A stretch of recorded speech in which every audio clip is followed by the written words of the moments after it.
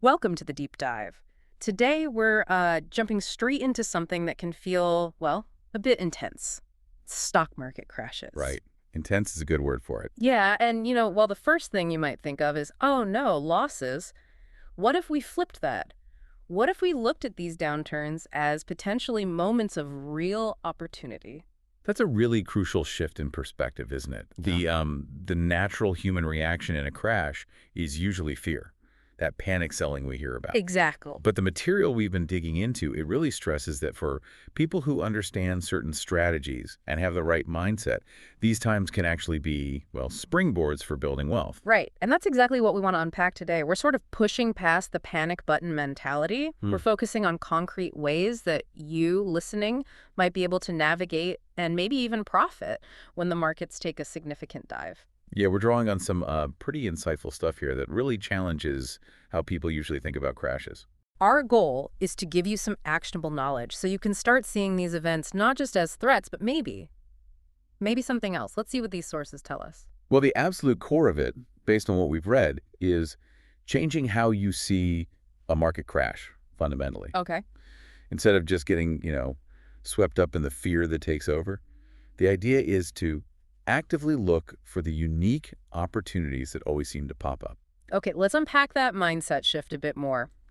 Market drops suddenly. Instinct for many. Sell. Cut losses, protect a capital. Like the default reaction. But the materials we looked at argue that actually, savvy traders often see these exact moments as chances to strategically build wealth. It's a complete flip. It really is. And there's an analogy the sources use that I found quite helpful. Comparing a market crash to a discount sale. A discount sale. Okay. Think about it, the prices of assets, good companies sometimes, suddenly available much cheaper. If you can embrace that sale mentality, that's like the first big step, moving from fear towards seeing an opportunity. A discount sale. Yeah. Yeah, that definitely reframes it. So instead of running away, you're kind of looking for bargains. Precisely. And the material also highlighted that beyond just long-term buying, a downturn specifically opens up possibilities in things like intraday trading and derivatives. Yes, and that's where things get really interesting for maybe more active traders. So let's dive into intraday trading first. That's the short-term approach, right? Making money within the same day. Correct. Capitalizing on price moves within a single trading session. And our sources detail a few key strategies that can be, well, particularly useful when the market's really falling. Okay, first up, short selling. Now, for anyone newer to this, short selling basically means betting a stock's price will go down. How does that work in a crash? Sure. So the basic idea is you sell high first, then buy low later. Right. The example in the material used Reliance. Let's say it's at 2,500 and you think, okay, with this market, it's going lower. You borrow shares through your broker, sell them immediately at 2,500. Then if it drops to, say, 2,400. You buy them back. Exactly. You buy back the same number of shares at 2,400, return them to the lender, and that difference, the Puber share, in this case, that's your profit. Before fees, of course. Got it. Profit from the price drop. What other intraday tactics did the material suggest for a falling market? Another big one was focusing on high-volume stocks. Crashes usually mean a huge surge in trading activity, right? Yeah, everyone's reacting. So the recommendation is stick to the really liquid stuff. Stocks in the Nifty 50, the Bank Nifty, those main Indian indices or big individual names like Reliance, PCS, HDFC Bank. Because you can get in and out easily. Exactly. Liquidity is key. And the emphasis here is on quick moves, like 5 to 10 minute trades maybe, just capturing that short-term downward push. Quick moves, fast market. Yeah. Makes sense. And the sources also mentioned looking for specific patterns on the charts, bearish patterns. Yes, visual cues that suggest the downtrend might continue. Things like breakdowns below support levels. Bearish flags, watch those sort of pauses before another leg down. Head and shoulders patterns, which can signal a bigger reversal downwards. And falling wedges, too. Right. Spotting those can help find potential short entries. Just precisely. So, okay, you've picked a stock, high volume, maybe see a pattern forming. How do you actually time the entry? That's where technical indicators come in, isn't it? Yeah, they help refine things. Yeah. The sources mentioned VWAP, that's volume-weighted average price, gives you a sense of the average price based on volume. Okay. RSI Relative Strength Index, measuring price momentum, and MACD moving average divergence, another momentum indicator. And there was an interesting point about RSI during a crash specifically. Yes. Yeah. Normally, RSI above 70 means overbought, maybe time to sell. But the material points out that in a crash, a strong sustained downtrend, RSI popping above 70 might actually be a temporary bounce. Ah, so a potential shorting opportunity, thinking it's likely to fall again soon. Exactly. It's a bit counterintuitive, but makes sense in that specific crash context. A nuance worth noting. Definitely. Okay, that covers some solid intraday ideas. Let's shift gears slightly to futures trading. The sources suggest maybe even bigger potential returns here, but also a big flashing warning sign. A huge warning sign, yes.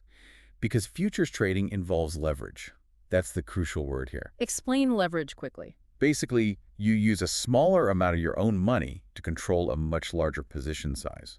So bigger bang for your buck if you're right. Exactly. It magnifies potential profits, but, and this is the critical but, it magnifies potential losses just as much and just as quickly if the market goes against you. A real double-edged sword then. Absolutely. Needs a lot of respect, especially during volatile times. And the main strategy here for a crash, according to the material, is shorting futures contracts. Correct. Similar idea to shorting stocks, but you're selling a futures contract, say, on the Nifty index or Bank Nifty or maybe on Infosys futures. Expecting the price of that contract to fall. Right. The example was Nifty futures at 22,000. Market crashes, it drops to 21,500. If you'd shorted it, you profit on that 500-point difference times the contract's lot size.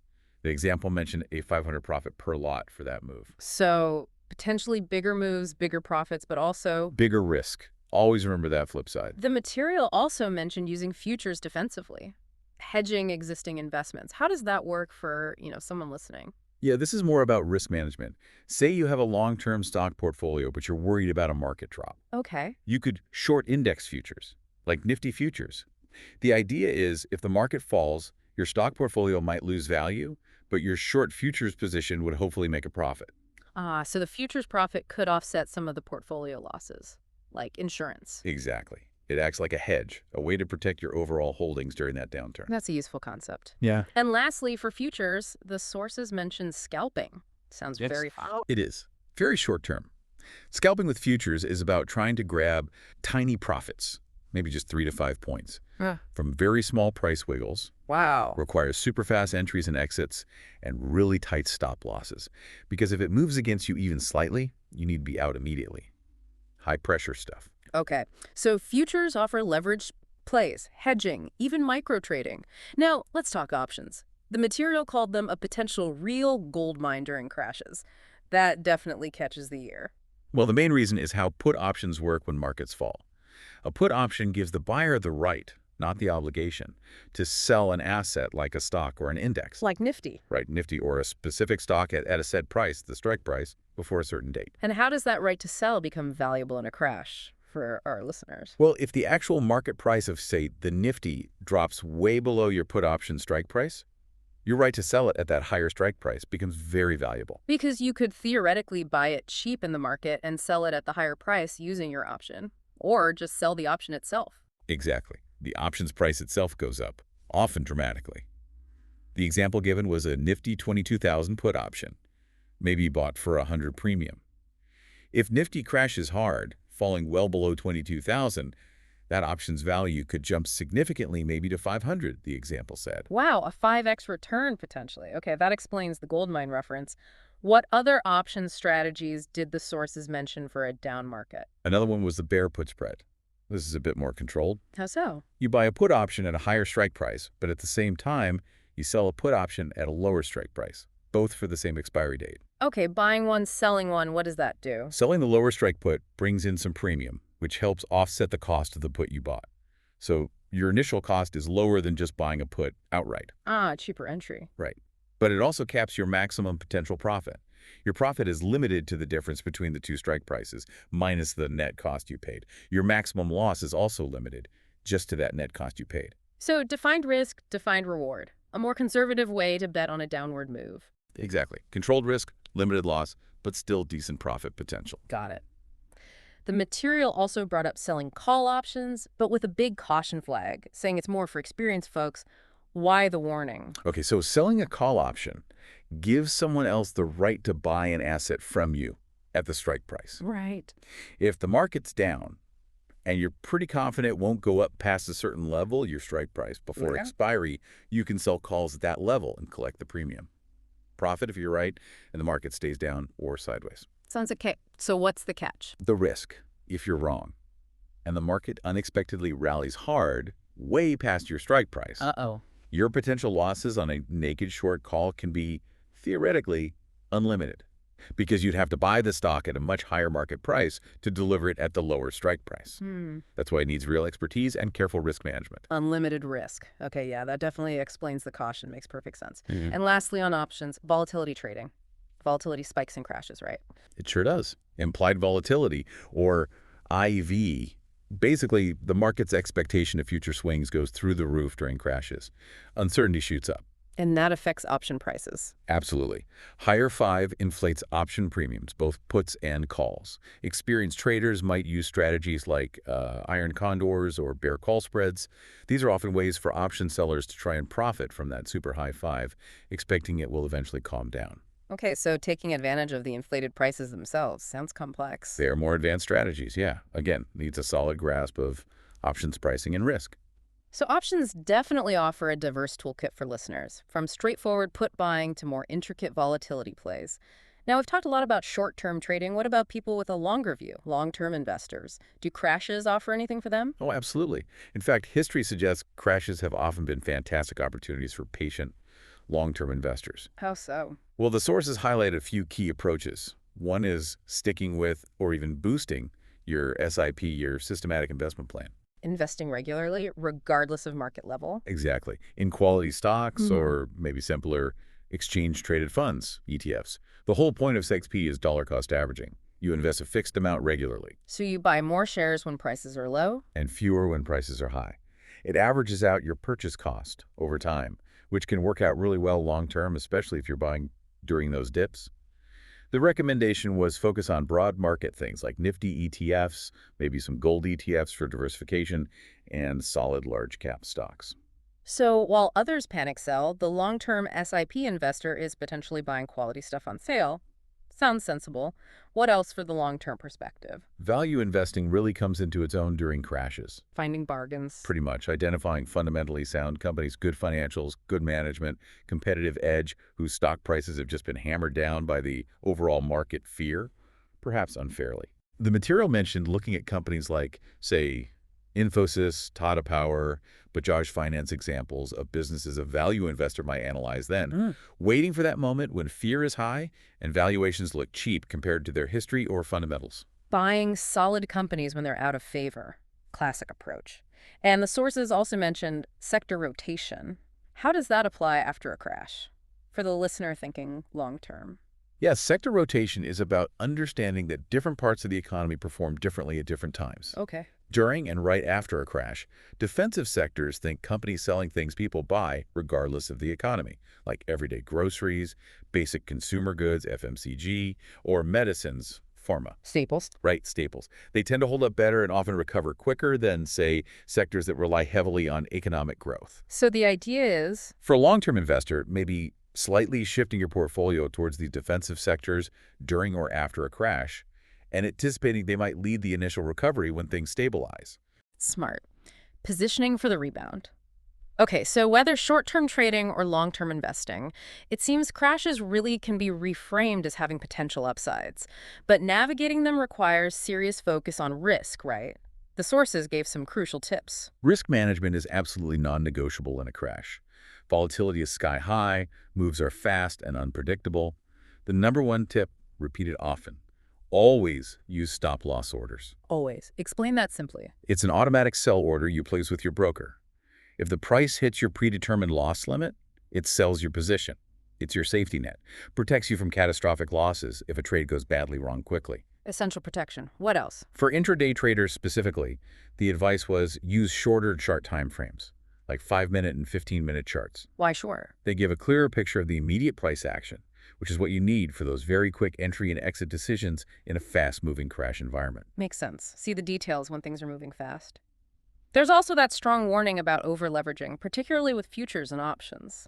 Worth repeating. Definitely worth repeating. Leverage cuts both ways, remember. Right. Using too much leverage, controlling a massive position with little capital, is incredibly dangerous in a crash. A small adverse move can wipe you out. The advice: be less leveraged, not more, when volatility is high. Reduce your risk exposure.